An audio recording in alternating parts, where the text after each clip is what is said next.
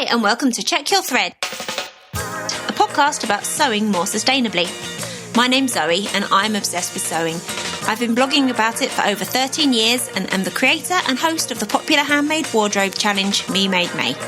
But like many people, I've become increasingly concerned about the climate crisis and the way my lifestyle contributes to it.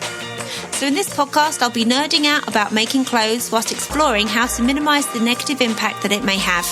I really hope you'll join me on this journey. Hello, Check Your Thread heads. How are you doing? I'm trialling that as a new name for listeners. What do you think? Anyway, I hope you're doing well. I'm doing okay. Thanks for wondering. So have you got any sewing done lately? I'm still making the dress that I mentioned at the beginning of last week's episode that I want to wear to a wedding and also my staff Christmas lunch next week. I have to say that the instructions for the view that I'm doing are really lacking at one point, and it's really frustrating me. I'm going to have to fudge it a bit, which I really hate doing. And at this point, I just want to get it done and then move on to all the other squillions of projects that I've got in my brain. Oh, and I also posted on my blog about a project this week that might interest you. So it's a winter bucket hat using some leftover faux sheepskin from a cardigan that I made last winter. I used the Sorrento bucket hat pattern by LB Textiles, which I love, but there are a number of other bucket hat patterns that would also work really well. And I've linked to a few free ones in the blog post. So I'm going to link to that whole blog post in the show notes for this episode if you want to go and check that out. Sustainability-wise, I haven't had any great successes or revelations really to report this week. I have started a new solid shampoo bar in a bid to consume less plastic, and it's definitely better than the last one I tried, but it's too soon to share my verdict, so I'm going to give it a bit more of a chance. I also want to take this opportunity to say a huge thank you to the 3 lovely new patrons of the podcast, Krista, Verity and Shelly. Their monthly contributions are going to help keep new episodes coming. And if you feel that you'd like to support the show also, please follow the link in the show notes or on the website checkyourthread.com or head to patreon.com/checkyourthread. So let's talk about what you're going to hear in today's episode. So this one is a conversation with quilter Shelly Sommer, and it's resulted in a longer episode than normal this week. So our conversation was so interesting and wide-ranging that there really didn't seem to be any sections that needed trimming out when I came to edit it. I discovered Shelly and her incredible quilts via Instagram. She's at Encoded Studio, and they are so incredible and inspiring. Shelly sometimes uses scraps from garment sewing projects and old clothing in her quilts. Plus, she also has some really inventive clothing projects on her feed also. So I approached her to see if she was up for having a chat, which she was.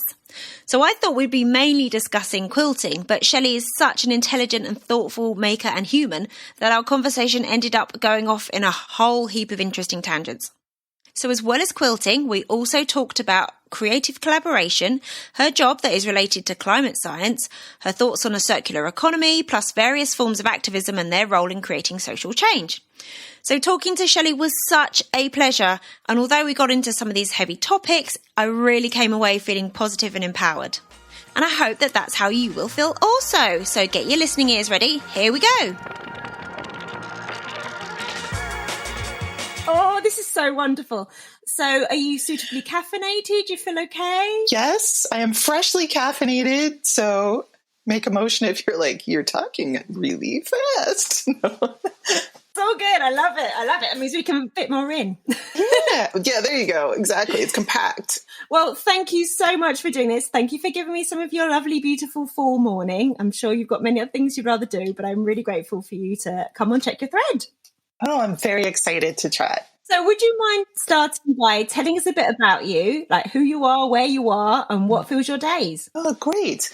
My name is Shelly Sommer. I live in Colorado, where it's a gorgeous fall day right now. Soon to be snow. We never know.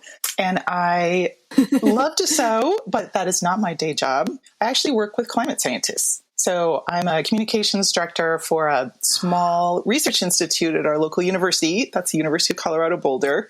And so I spend a lot of time with my scientists, kind of listening to how they figure out all this stuff about our climate and trying to translate that into actual words. And it definitely gives my urge to be a sustainable sewist a lot of rocket fuel, let's just say. That's so interesting. I literally didn't know that. Yeah. And it's, I've been working with them since I moved to Colorado in 2003. Right. So quite some time. Right. Wow. And they're so kind and they're so nice. And it's really quite depressing a lot of the time. So if we could all get on the sustainability train, I'd really appreciate that. It'd be awesome. Okay. Well, let's start with sewing. Yes. Which is what I do when I come home. So I can okay, at least I can do something with my hands and and touch some fabric and it's quite lovely. Well, you seem very prolific. Oh, thank you. I'm really not. I'm a slow sewist, and that's really not the movement. That is, I am slow. I do try to sew every day. But sometimes it's only 10 minutes. So I think, and I repair a lot. So I guess if you put the repair things in there's a lot of that goes through the workshop. Right. I have so many questions. Yeah. What's your first one? How and when did you get into sewing? Let's start there. Right. So I never sewed as a child. My mom sewed. Right. My grandmother was a wonderful sewist. They made all their clothes back in the day. Wow. I demonstrated no capacity for domestic skills whatsoever. And in fact, it's a continuing source of hilarity to my family that this is my hobby now. I was very into arts and crafts and things like that. So I did painting and pastels, drawing, building things. I worked with clay some. That was fun. Oh, cool. But it's really sewing that kind of all of a sudden kind of snapped into place, and that became my outlet. But I really came to it as an adult, and it's hard to pinpoint. It was mostly because I was getting a lot of my clothes in thrift stores, and this is fabulous. But a lot of times things are there maybe because they need a little repair. So that's how I got kind of sucked into this world. Oh, my best thing was I found this lovely little cashmere t-shirt, so luxurious, and it had 3 tiny moth holes in it. And that was the reason it was there. And it's it's a 3-minute repair, so I felt pretty good about that. And then I started modifying them. So that was the gateway drug. Yeah. And then that led to harder stuff. So I started doing lots of cute dresses that were very short on the leg. Not really that comfortable with that. So I'd put bands on the bottoms of skirts, and I'd cut the necks out of my t-shirts so they get a little larger in the bust. And that was fun for a while. And then I started really sewing clothes. So I feel like sewing clothes is sort of a practical outlet, and it's fun and I love it. Yeah. And then one day I discovered quilting, and that's more of an art practice for me. That's how I think of it. So I tend to go back and forth between those two. And that was a really sudden, I had no desire to quilt. And then one day the inspiration struck and I said, I want to make this. And that was the end. Can you remember your first quilt? I do. So that was 8 years ago. And I suddenly got this vision of how I wanted to make it. Like other people, people talk about it's really all about the process and the learning and, really understand that's why I make things. It's the process. I'm like, I want the product. I want that thing. And I will learn things to make that thing that's in my head. I want that. So it was a whole cloth quilt. It's the only quilt I have ever made with all new fabric. Oh, that is so interesting. Which is kind of interesting. And it has applique letters on it. It's got a bit of poetry on it. And I still use it on my bed. And I hand quilted it. It's this enormous coverlet. It's a really stupid idea, but I enjoyed it very much. Oh, that's amazing. I can't believe you went all in. And it's not... In your first time, all in. All in. Absolutely. Did it make a napkin or a coaster, or you just went all in, massive quilt? Let's do it. That's right. It's why would you start with a pillow? Yeah, hubris is the name of my practice. So a couple of months ago, I was having a conversation with Ricardo Guido, who was on the Great British Sewing Bee. Yes. And I was asking him about what his future plans were for sustainability-ish kind of projects. And he was talking about how he would really like to make a quilt from scraps. And we were then talking about how some of them are just so beautiful and so inspiring, and they're so much like art. And it was literally 2 days after that conversation that I discovered your Instagram feed. And I was like, this is what we were talking about. These incredible quilts. Oh, perfect. Thank you so much. It was really spooky. And I was like, there they are. I feel I have a little degree of separation from Ricardo now. Yeah. Oh, he's amazing. He's so good. So that's really interesting that you were saying that you do see your quilting practice as a form of art, because that's very much how it appears from looking at your gorgeous quilts. Oh, thank you. I really appreciate that. And it's interesting because I see the two sort of sides as a kind of different type of practice for me, but the materials just flow right back and forth. Yes. So scraps from all my clothes go into the quilts. And then we'll quilt scraps together and that will come back and be part of my clothing. And it's a very free sort of, they just wander about and do as they please, no matter what I think about it. But yeah, scrap quilts are the best. I'm going to talk all about scraps very shortly. I just want to talk, first of all, a little bit more about maybe like the history of quilts and their kind of changing role, if you don't mind. So I guess traditionally, like quilt making has always been like a method of making something useful from leftover fabric and worn out clothing. So quilts can often be very beautiful, as you have proven. But first and foremost, quilts were very practical, functional items, weren't they? Absolutely. And especially before we developed central heat. Yes. I mean, I think, people have a bit of a romantic idea of an era, but it's like the reason there are all those little rooms and closed doors and fireplaces is it was really cold. Yeah.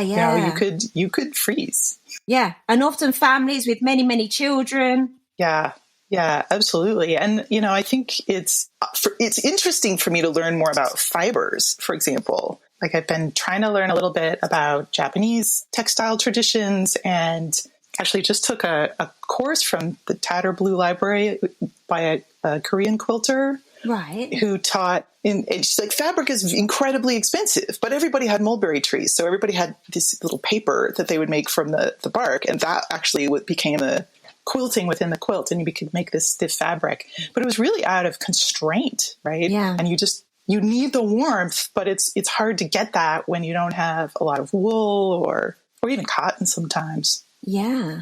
So the utility part, it's really appealing to me. And it's something that actually drew me away from the painting and drawing because there's only so many things I can put on the wall. Yeah, true. Right. But I want my quilts to really be functional. They need to be washable and they need to be wrappable and wearable. And you need to get some quilt-like goodness out of them just in deference to that past, I think. Yeah, totally. So I'm guessing that the quilts kind of transitioned from being more about a way to keep your family warm to becoming more of a creative pastime, I guess around the time that then central heating was developed. Probably. I mean, it's interesting to think about. I think there was always a decorative element and different traditions can be really different about that. Like you could see some of the early American quilts where people were a bit wealthier. You wound up having and I forget the name of it, but people would actually cut the motifs out of a fabric and apply that to a whole cloth quilt. Right. So they'd kind of be cutting up something, relatively expensive and making a new quilt out of it. So that part, but then you also see like the G's band quilt, which is, those are beautiful. And they are just fabric samples I brought home that were scraps at work and they were throwing out and like completely worn out jeans and so you kind of have all these at one time and they're really individual circumstances and very local. True.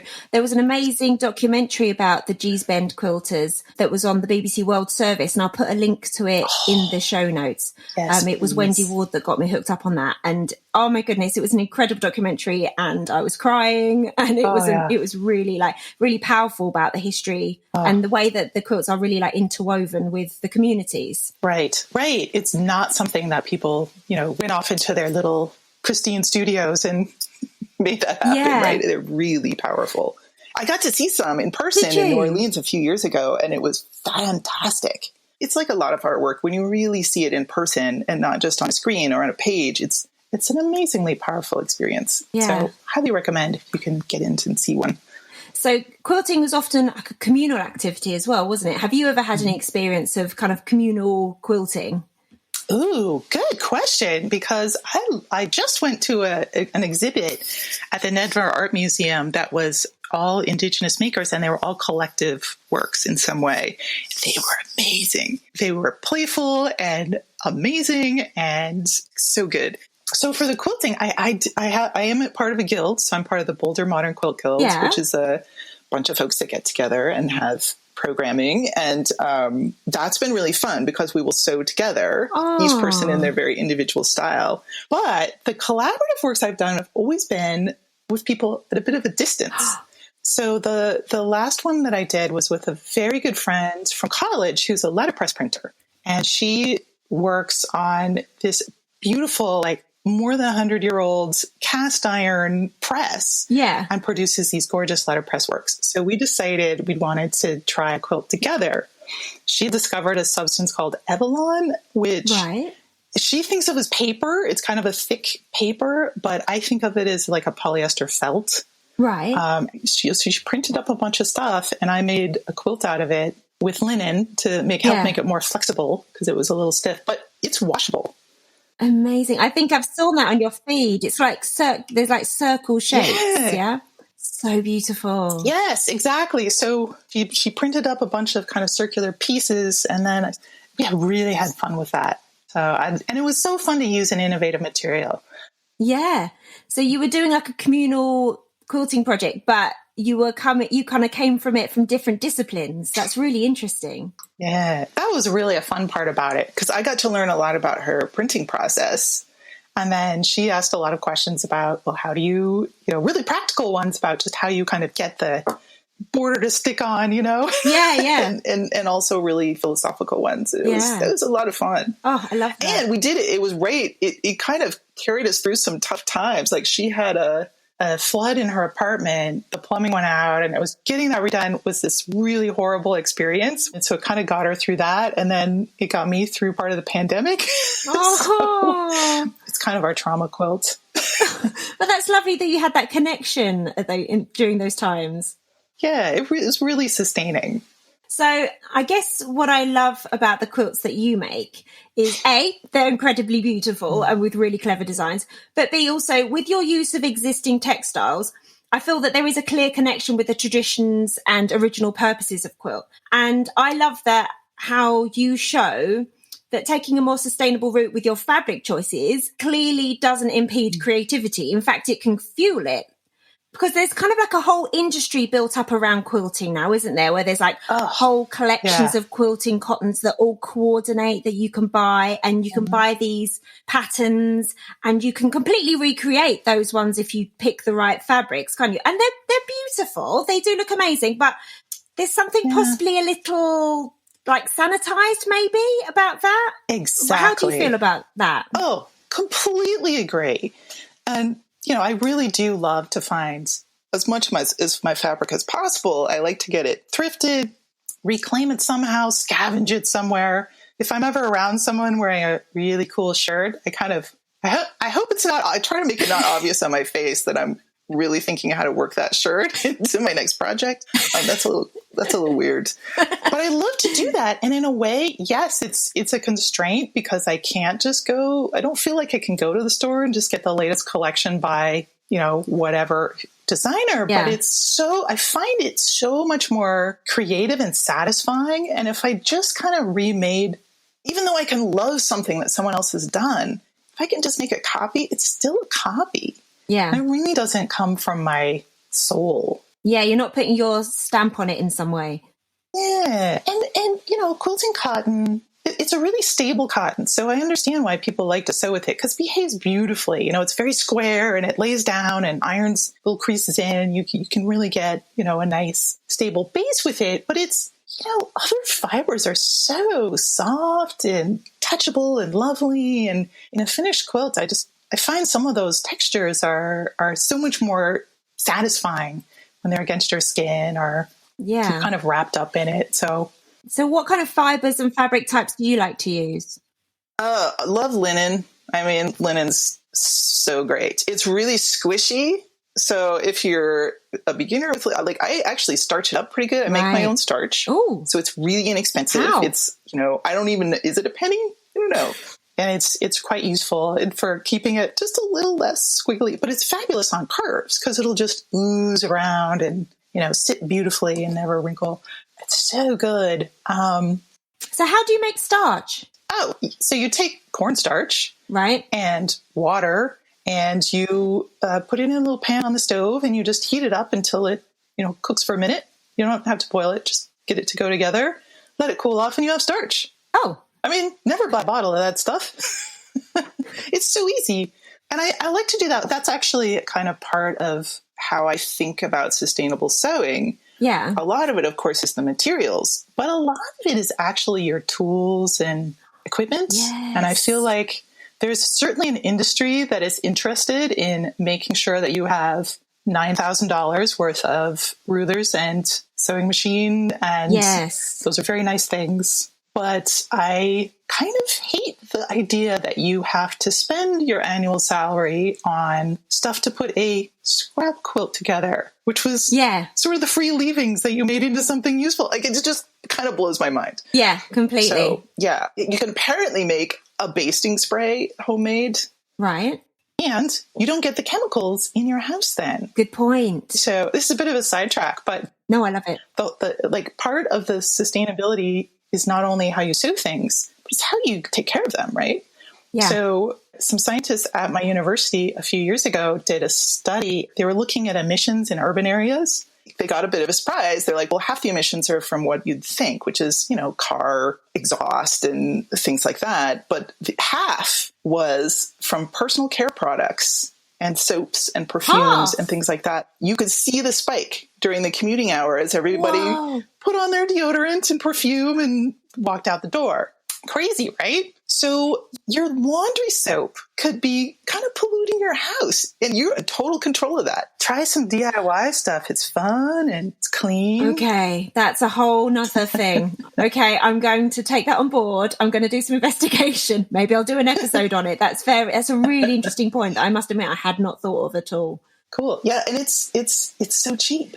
Yeah, I mean, I bang on about this in the podcast a lot, but it really annoys me the way that there is so many products that apparently you need, quote unquote, to sew, to do dressmaking, to do quilting. And it really makes me feel like there's a lot of people out there that think, I can't afford that. It's not for me, when they could be getting loads of fun and loads of benefits and loads of enjoyment from participating in making stuff. And yet they're like, oh, I don't have $2,000 to spend on an expensive quilting machine and this and that. Completely. I really appreciate so that. what sewing machines do you use? So I have my workhorse. I did buy a Janome, just kind of standard tabletop sewing machine. I did that after a few years I had a brother sewing machine that didn't even have a metal frame. I got it at Costco, which is a giant warehouse store in the US that my friend had a membership in, and it cost less than $100. But I was like, well, I'm pretty convinced I'm interested in sewing, but I want to try it first. I don't want to spend $2,000 on some crazy machine and then be like, I'm not that into it. That's my workhorse. But I also have my grandmother's sewing machine with the original loan papers. It's so lovely. It's one of those singers that folds out of a cabinet. My grandfather bought it for my grandmother when they were first married in the Great Depression. They were living in a bunkhouse with no plumbing in a stove in the middle of Nebraska. And it cost $35, I think. And my grandfather said, it's the hardest loan I have ever had to repay. And there's the loan papers are still in the drawer. So you can see where they filled in the payments. She sewed clothes on that forever. Oh my goodness. So I feel really privileged to have that now. And it was so great. My grandfather had taken away the foot treadle that came with it and put in a little electric motor. And my husband actually went through, make sure it worked, rewired the foot pedal so it wouldn't, burn the house down. It sews a straight line, beautiful, amazing. It'll be going forever. I love that. Oh, how special. It's a little musty when you pull out the drawers, but that's all to the good, right? So can you tell me about some of the garments that you've used in quilt making? In fact, you've got a project on the go at the moment, haven't you, with some of your husband's old jeans? I do. My husband has an excellent sustainable wardrobe because he wears stuff literally to death. He has these jeans that are ripped up the front. They are laddered from the knee to the crotch. There was sort of a point where it's it's getting so far north, you can no longer show the neighbors. You can't leave the front door. So I finally got them. And that means I have denim. So I don't have children of my own. I am fortunate to have nieces and nephews and my friends' two wonderful kids. And as each of these children reaches the age of 13, we make a quilt together. Oh, so how lovely. Usually it's a design phase. They're involved in the design phase and I'll make the quilt. And it's time again this is my 4th out of 6. And so this will have some of those jeans in a shape and then a linen background and some other reclaimed fabric. And it's really turning out to be fun. And this is a good example. I loved Latifa Safir's Glam Clam quilts. I don't know if you've ever seen those, but it's this beautiful, fish scale shaped template. And she makes these lovely big quilts out of it. And I always loved it, but I never bought the ruler because it's are you really going to use it I don't know. Well, now I've bought the ruler after all these years because it's time. But yeah, I'm so glad that denim is perfect. Yeah. It's soft, it's a little heavier to sew together. Linen's a little wiggly. That's fine. I can live with that. Yeah. Oh, you're the best aunt. Oh, thank you. I work at it. I love being an aunt. It's my role. Like being a parent, I hear that's hard. Those little people need to be civilized and things. But also, like, a parent wouldn't have time to do a beautiful quilt project with that child. It takes a village, that's the phrase, isn't it? It takes a village to raise a child. And the parents are they're just trying to keep things going. They don't have time to stop and make a beautiful quilt. So we need people like you to do this. I am so happy to be part of the village. I cherish being the village.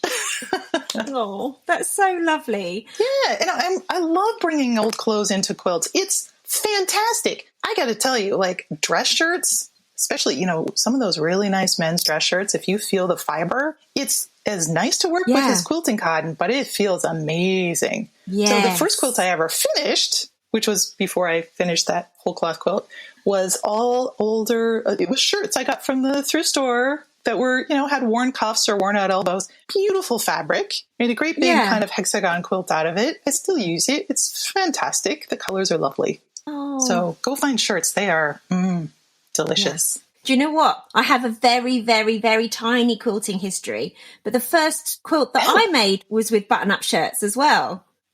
Love it. Did you like sewing with those?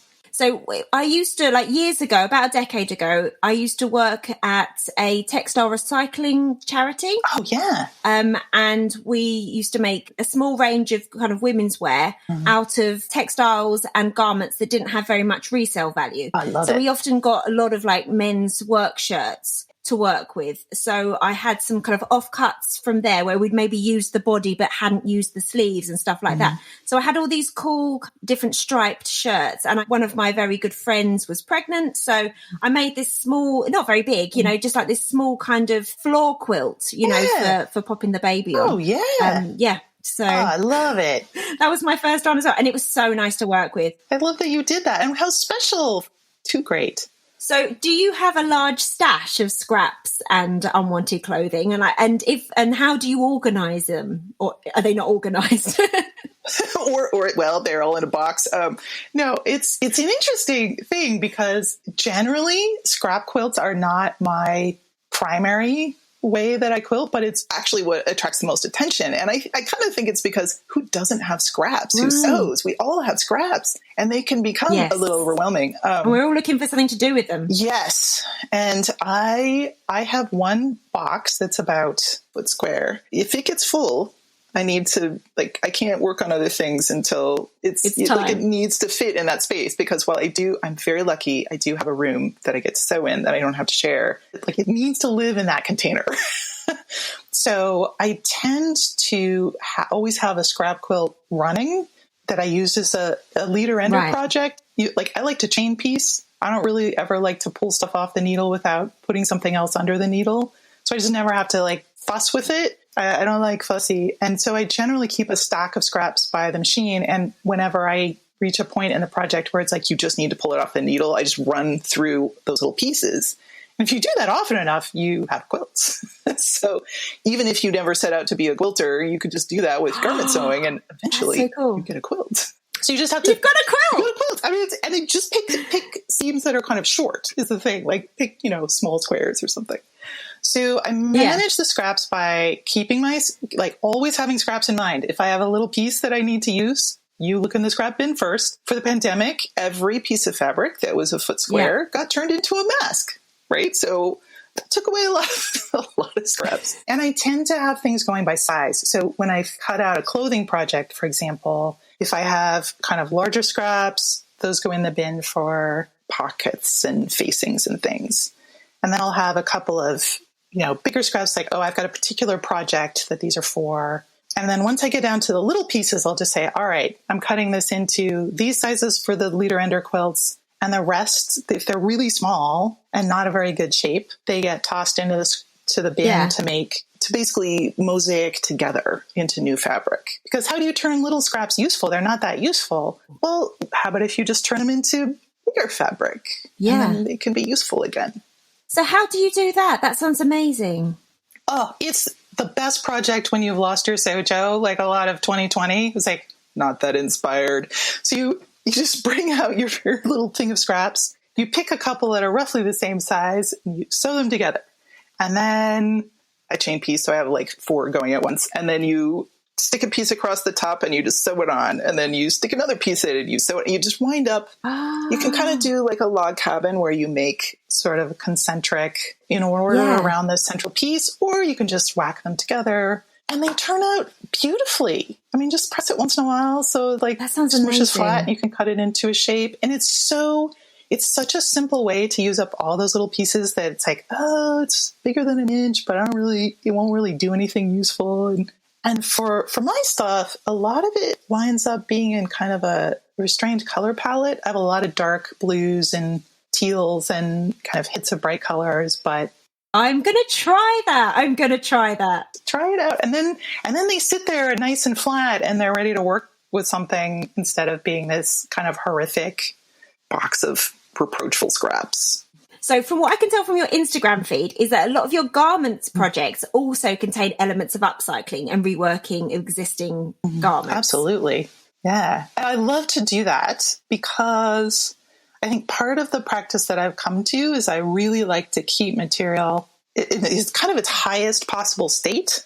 So look, what I really want is a circular economy. Right. This is what I want, where it's like, instead of just doing less bad with that, everything I buy would actually help regenerate the soil and give people livelihood. And it would make things better to purchase that product. And then at the end of its life cycle, it would be recycled and a circle of life. It's like, this is utopia. This is not what I have. So yeah, for right now, like I want to get as close as I can. And part of that is like, first try repairing it. If you can't, if it just doesn't fit or it's not useful or it's too worn out in places, then I like to remake it. So I think that's where a lot of those clothing projects come from, is that it'll be a shirt that's not really great as a shirt, but it's like, oh, well, I could turn it into a short sleeve shirt with that same fabric. If I can't do that with it, then it goes into the quilting stash and it gets repurposed or made into something smaller. And then it breaks down to scrap. So I really try to kind of keep the materials as high as possible, which is also why the only scraps I'll use in a quilt are genuinely scraps. Unlike a lot of quilters, and like I love people's scrap quilts, so yeah, please keep making them. But just for my personal practice, if it's in a scrap quilt, I have to genuinely have cut it off as a scrap for something else, and not just whacked it from a bigger piece of fabric, Yeah. So can you tell me about some of your favorite garment projects from the last couple of years? Oh, so many nice ones. Let's see. I think my favorite that I'm working on right now is I actually have a dress from my grandmother that I think she made. And we were very different shapes. She was half a foot shorter than me and, a different figure. But it winds up that what was mid-calf on her is like perfect knee length on me. And it's kind of a smock. So it actually fits really well. But the fabric is fairly in great shape, except for the collar is quite stained. Like it's just a black stain. I can't get it out. So I can replace the collar. So I've cut it from this really bright fabric. It'll make it look modern instead of it's kind of a dark burgundy fabric. It's fairly dated, but it'll update it. And I get to wear her dress and I get it, this dress is older than I am. Are you using the machine that your grandmother used to originally make it, to do the repair? I really should. I'm going to now. I made the collar already and I haven't sewn it on, but I am going to sew it on with the machine. It's so perfect. Why didn't I think of that? Thank you. In fact, I love Me Made May so much, and it's really, so thank you for that, because it's changed the way I interact with my wardrobe, and I've done a little wardrobe census, and sometimes I participate without actually participating online. I just kind of enjoy the pictures and think about my own stuff. Well, the challenge isn't necessarily about sharing. It's you doing the challenge yourself. Yeah. And I feel like I've got so much out of that. Well, I think for a couple of years, my flavor was my kind of remade May, because it was all these projects. It's like, I didn't exactly sew the garment, but there was some modified May. That was it. What are some of the things you've learned from Me Made May then? I think like a lot of people, you find the difference between what you like to make and what you actually wear.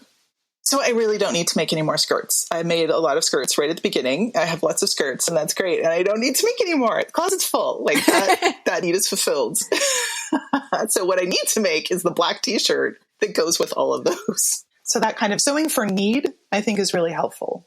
And I have a one in, one out rule in the closet. So if I'm going to get something new, I have to love it enough to replace something else. I have plenty to wear. That's lovely. And it's, if I get something new, it's an upgrade. Yeah. So, and I feel like that's a good kind of rule for life, you know? Yeah. That's such a good system. The one in, one out is so good. When did you decide to implement that? That actually was, I think it was when I moved here, because I moved to an apartment and it had pretty limited closet space. Right. You know? And I was just like, okay, I got it, but anymore, it's going to be an issue.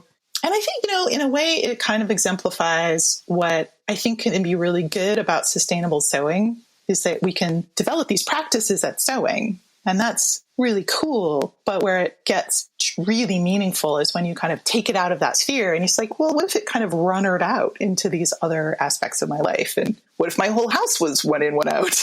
What if I started thinking about this at my employer? So, yeah. So at this point, like, we are really trying, like, if something comes into the house, something of equal mass has to leave. Really? Give me an example. So if I get a new kitchen gadget, where's it? It needs to go somewhere. I have a small kitchen. So it's like something else needs to leave. So it's like, do you really want... We got an Instant Pot and a replaced a crock pot. So it was, you know, like very one in, one out. But it kind of physically works. And I just feel like so many people really struggle with their stuff. Because we have this whole society that is bent on selling you things. And it doesn't really care how you feel about those things or how they're helping you or not. Like what it cares about is selling you the thing. And then they're done. Like they've made their money off you and they're gone. So, but you continue to have this relationship with everything that you've brought home. Yeah. Every item that comes into our home, we really have stewardship over and kind of need to take care of it. And it means, you know, we've tried reusing packaging. I mean, we get a little silly about it, but it's good practice. Yeah. And it's such a different mindset that, as you say, we're encouraged to buy and then, oh, there's a new project, you're encouraged to buy that. And then you've got the thing, and whether or not you use it, whether or not it breaks, whether or not you've decided you don't need it, it becomes a burden in a way, doesn't it? It does. Catches dust. It doesn't feel good. You have to move around it. It can become a disposal problem. This is not the way we should be doing things. And it's, in a way, this is also why I make the starch and cleaners and things like that. It's just because it's like, I trust those ingredients more than I trust the things that people are trying to sell me. So is this kind of like a kind of mindset shift that is in part inspired by your work? Absolutely. So hard. Yes. You know, I think it is a journey, actually. It's, most people in the world are concerned about climate. They do know that climate change is being caused by our actions and would like to do something about that. I think it's harder to decide what to do and pull the levers that you have.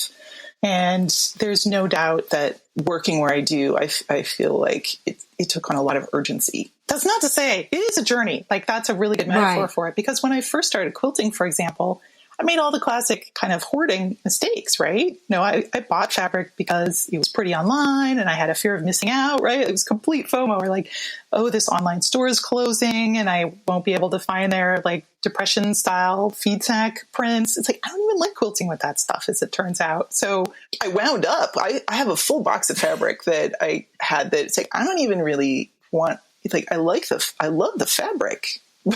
But it's really got no place in my home. And then I sort of realized, like, no, you don't even sew clothes this way. Like, how is this part of your value system? So I think really it just becomes a habit to run decisions kind of past your values matrix and be like, is there a way I could do without this or use something I have? Is there a more planet friendly solution? Is, you know, just sometimes you buy a thing. Like, that's great. But other times it's like, well, you know, for a marker I use a lot of dark fabric. I use soap chips for a marker. Like, I don't need to buy a thing. I already have the thing.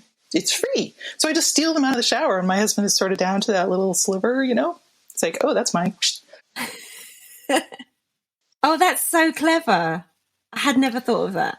the sewing sustainably is really great. And where it gets interesting is where I can actually take it out and, apply it at work.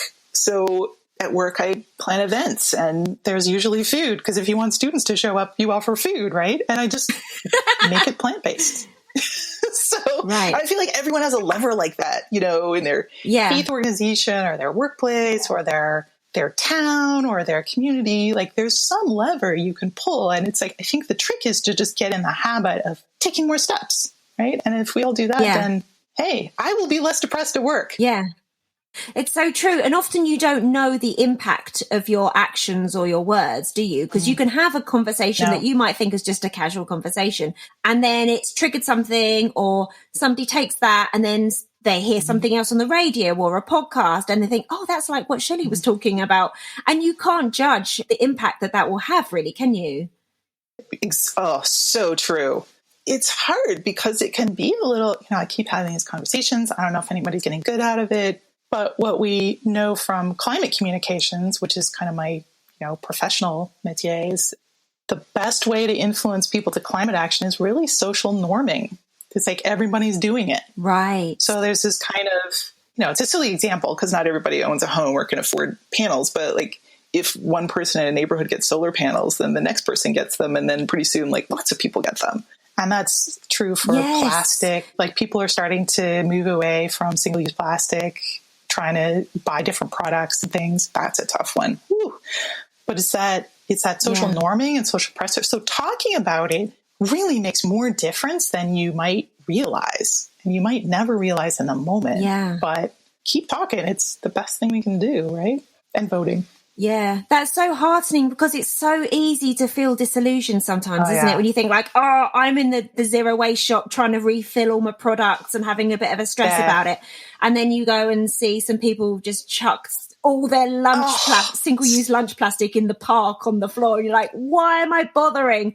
But what you're saying about like, you've got to keep doing it, keep talking, keep modeling, keep all of this is that you've got to see it to be it. So you need to show it. And you can kind of pass the pressure up. Like my city actually does a thing now where they had a little grant program during the pandemic because so many restaurants were doing takeout, right? And that leads to so much waste. I mean, it was just pretty bad. And they said, well, we'll give you a little grant to buy compostable containers. So a lot of the restaurants in town started using those. Well, and then I would go to those restaurants because I wanted the less waste when I got a meal out. So there's sort of ways to take it up levels. And it's like, that's where action really gets meaningful, is at that community level. So yeah. Plus your actions, even if you're working just on your own. And I don't like it when it all stays behind closed doors. Like we're never really going to save the world that way. But if you think about it, you've got a lifetime. And when you add a lifetime of behavior up, it's kind of a long time. So you can have a big impact just when you think about that. Yeah. So don't despair. Yeah. It's true. And it can be really creative and it can be quite fun, but it does take a lot of time and it takes some brain space. And I know that those things are a luxury. Oh, I'm so glad you brought that up, because the reason that we can make our own yogurt and our own bread is because if I were trying to feed a child, you'd be like, here's your packaged yogurt. Enjoy that. It's weird because it's like, I feel like really sustainable people are either rich or poor, like because you do it from necessity or you do it from privilege, like real privilege. It is. And it makes those choices harder. It's actually why, like thinking societally, a lot of times when you need something, and it's kind of an urgent, like, your refrigerator breaks or whatever, you're going to get whatever is on the truck, And so it's like the important thing is to get the sustainable item to be the one in the truck. That's where kind of regulations and policy can help. But just by doing these sustainable practices in your daily life, you can find your limits and you can see what's possible and say, well, we should have that thing on the truck. Like it can really lead to social change in the long run. Yeah, that's so good. So can you tell me of any makers or businesses that are related to sustainability that inspire you? I think some quilters that I really admire are Hillary Goodwin. She's under the name Entropy Always Wins on Instagram. She dyes fabric. She's really got a justice framework that she's working in. And actually, it was her quilt that I think inspired me to quilt in the first place, because it was the first one. Like, I'd admired a lot of historic quilts and how people made quilts, but she's in the medical field, and she made a quilt about the prescription narcotics and how they can be really helpful, but they're also can be very overprescribed. And so she made a quilt with a chemical formulation from this narcotic, and she'd cut it up and reassembled it. Wow. And I was just like it was encoded. I'm like, this is so amazing. Oh my goodness. I also love Sherilyn Wood, who's very much about repurposed fabrics. I first saw her work when she had a residency at Recology, which is basically the dump in San Francisco.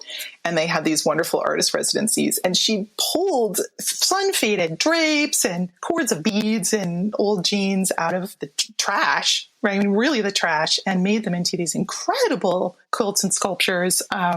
She acknowledges a really big debt to the Gee's Bend quilters like Rosie Lee Tompkins and Laverne Brackens. I mean, I think for me, like, she really respects the clothing. So if you have the shape of an arm, a sleeve, you're going to see that shape in her quilting. And it's like, my practice is different. Like, she's an improv quilter, so that was perfect. I tend to put mine in the witness protection program. They get to start a whole new life. Like, no one can recognize right? it. It's like, I gotta try on a new identity. So I'm, that's a different approach, but I really I took a class with her and put some historic linens together, and that was fun.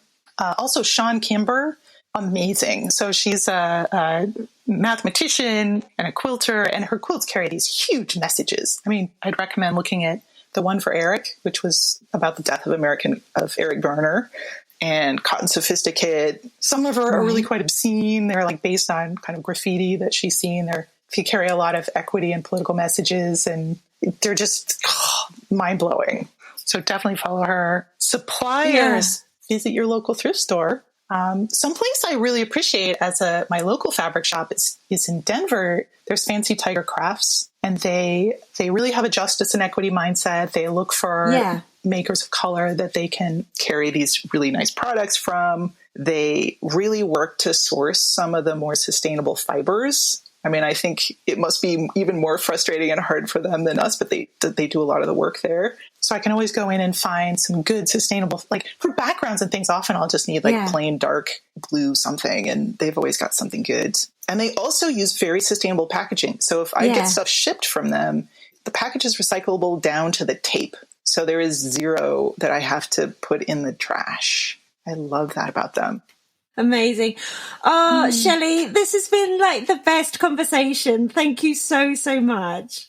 Oh, I really appreciate it. And I'm so glad I guess we're not meeting in person. We're meeting in virtual person, and I'm really excited to... As close as we could, I believe. With you. Yeah. Hopefully someday it'll be really across the table, but then I'll buy you all a coffee. That would be amazing. Thank you so much for this. Oh, I really appreciate it. Thank you, and talk to you soon. Thanks so much for listening. I really hope you enjoyed this episode and are left feeling inspired. For more info about the podcast, including show notes for this and every episode, head to checkyourthread.com. I'd love to hear from you, so if you have any comments, questions or ideas for future episodes, please get in touch by emailing zoe@checkyourthread.com or find me on Instagram @checkyourthread. Massive thanks to Patrick Potter for production support, to Sylvia Seller for the awesome logo design, and to Simon at Palm Skin Productions for the music. This ad-free podcast would not be possible without listener support, so if you feel you are able, please consider signing up to the Check Your Thread Patreon. For the equivalent of buying me a coffee each month, you'll be making it possible to continue producing regular episodes. Links can be found in the show notes and on the website checkyourthread.com. I hope you'll listen again next week. Until then, take care. Bye!